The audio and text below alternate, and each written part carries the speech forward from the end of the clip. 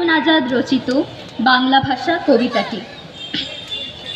সেকলে বাঁধা শ্যামল রূপসী বাংলা ভাষা, তুমি আমি দুর্বিনীত দাস দাসী, একই সেকলে বাঁধা পড়ে আছি শতাব্দীর পর শতাব্দী।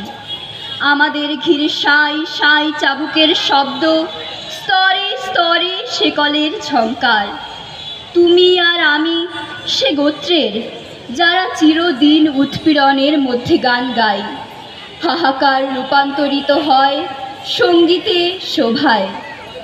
লকলকে চাবুকের আক্রোশ আর অজগরের মতো অন্ধ সেকলের মুখোমুখি আমরা তুলে ধরি আমাদের উদ্ধত দর্পিত সৌন্দর্য।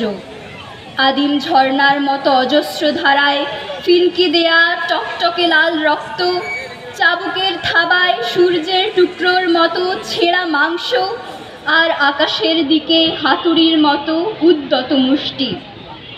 তোমার দীর্ঘশ্বাসের নাম চণ্ডীদাস, শতাব্দী কাঁপানো উল্লাসের নাম মধুসূদন।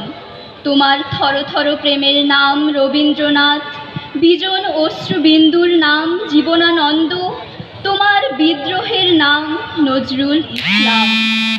সাই সাই চাবুকের আক্রোশে যখন তুমি আর আমি আকাশের দিকে ছুড়ি আমাদের উদ্ধত সুন্দর বাহু, রক্তাক্ত আঙুল, তখনই সৃষ্টি হয় নাচের নতুন মুদ্রা।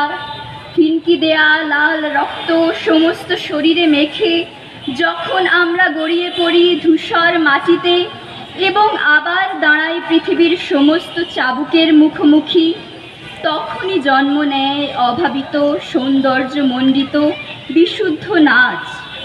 এবং যখন সেকলের পর সেকল চুরমার করে ঝনঝন করে বেজে উঠি আমরা দুজন, তখনই প্রথম জন্মে গভীর ব্যাপক শিল্পসম্মত ঐকতান।